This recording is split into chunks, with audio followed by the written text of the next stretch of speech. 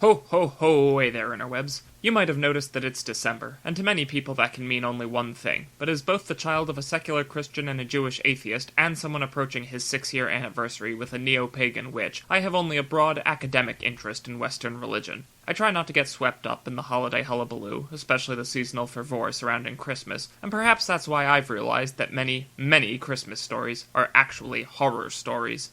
Now, when I say horror story, I don't mean Halloween special like Nightmare Before Christmas or slasher flick like I'm confusing Miracle on 34th Street with Nightmare on Elm Street, although that is a crossover I'd like to see. The victims in these holiday horror stories don't lose their lives, in some ways that'd be better, they lose their concept of self. What do I mean by that? There are lots of Christmas stories like Dr. Seuss's How the Grinch Stole Christmas, Charles Dickens' A Christmas Carol, and a strangely large number of Tim Allen works such as Christmas with the Cranks and Last Man Standing, wherein a character, usually either the villain or the protagonist, and often they're one and the same, vehemently dislikes celebrating Christmas, but the actions of the other characters throughout the course of the narrative eventually change the person's mind. On the surface, this doesn't sound so bad. A character has simply had a change of opinion and now shares in popular festivities, but look a little deeper and you see how sinister it really is. Let's take How the Grinch Stole Christmas as the archetypal example. The Grinch is, fundamentally, just a guy who wants to live a quiet life alone in the mountains with his dog. Maybe this is why I relate to him so strongly. Unfortunately, fate decided this was not to be the case, and he became a tragic anti-hero for the holiday season. I hasten to point out now that although the beginning of this story claims that the Grinch hates Christmas and the Who's, he really doesn't. If we look at the first few pages, they state quite clearly the following. All the Who girls and boys would wake bright and early, they'd rush for their toys. And then oh the noise, noise, noise. That's the one thing he hated, the noise. And then they'd do something he liked least of all. Every Who down in Whoville, the tall and the small, would stand close together with Christmas bells ringing, they'd stand hand in hand, and the Who's would start singing. They'd sing and they'd sing and they'd sing. And the more the Grinch thought of this Who Christmas sing, the more the Grinch thought, I must stop this whole thing. Why, for 53 years I've put up with it now. I must stop this Christmas from coming. But how? So you can clearly see the Grinch doesn't actually hate Christmas or the Who's whose Christmas he attempts to steal. He hates the noise associated with it. Never once does he say that Christmas is the problem or that he wants the Who's to suffer. He just wants some goddamn peace and quiet from his loud neighbors who go totally overboard with the festivities and the decorations, and after half a century of this annual torment, stealing Christmas from them is the only way he can think of to do it. Poor guy. Also, while we're on the subject of Christmas songs, I don't think that anyone would argue that songs like Dominic the Donkey or Grandma Got Run Over by a Reindeer are novelty songs, but I would argue that all Christmas songs are novelty songs. Why? Because you only hear them for 1 or 2 months a year. They're seasonally appropriate. For contrast, you can listen to songs like Bat Outta Hell or Bohemian Rhapsody in December, March, or August, and no one would think it strange because their quality is unrelated to the time of year. On the other hand, if you start playing Deck the Halls in June, people are going to give you some weird looks. Face it, we don't play Christmas songs because they're enjoyable, we do it because they're traditional. Plus, there are only like 24 Christmas songs and about 1 million covers, and there are only so many times you can hear Winter Wonderland before you'd start to prefer a Boschian hellscape instead.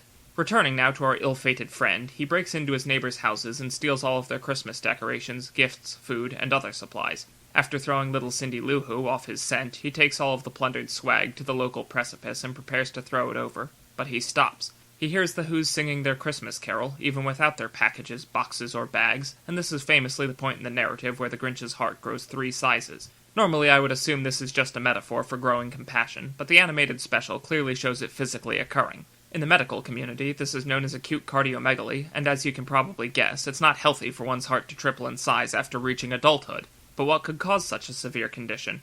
One of the contributing factors is often hypertension or high blood pressure, which is exacerbated by stress, and I don't think anyone can deny that the Grinch is a man under some pretty intense stress. Again, he's been tormented by his noisy neighbors every Christmas season for the past 53 years, and frankly it amazes me that he managed to last that long. His worrying medical condition shows us just how severe his stress is, and cardiomegaly isn't the only health issue he has. I believe it's at this point that his mental breakdown also reaches its conclusion.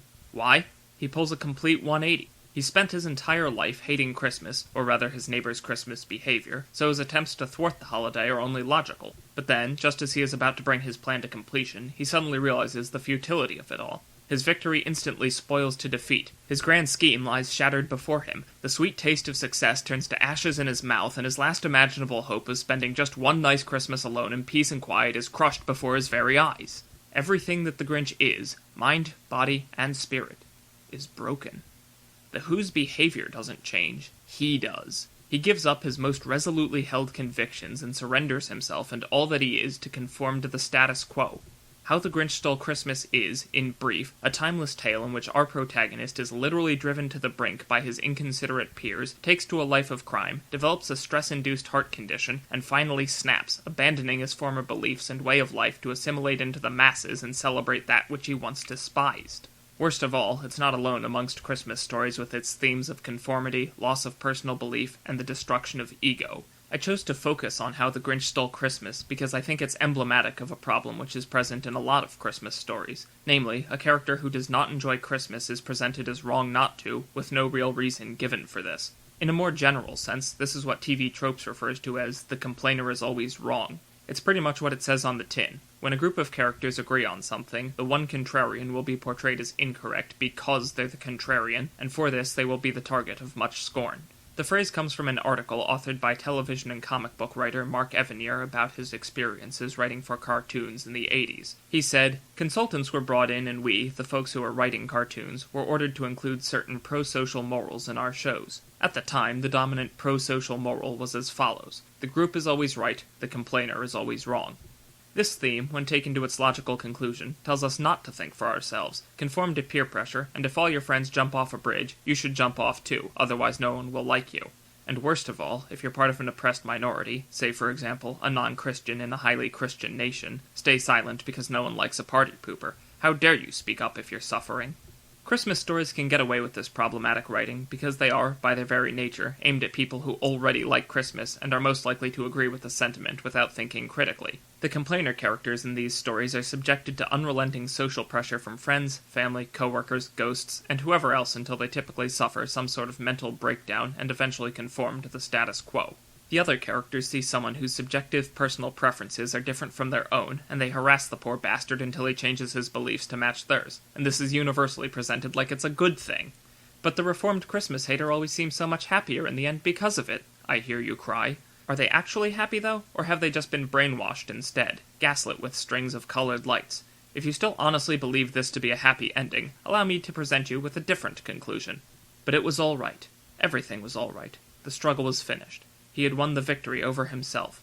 He loved Christmas. This could easily be the ending to How the Grinch Stole Christmas, A Christmas Carol, or any one of countless other Christmas stories. But it's not. It's the ending to 1984.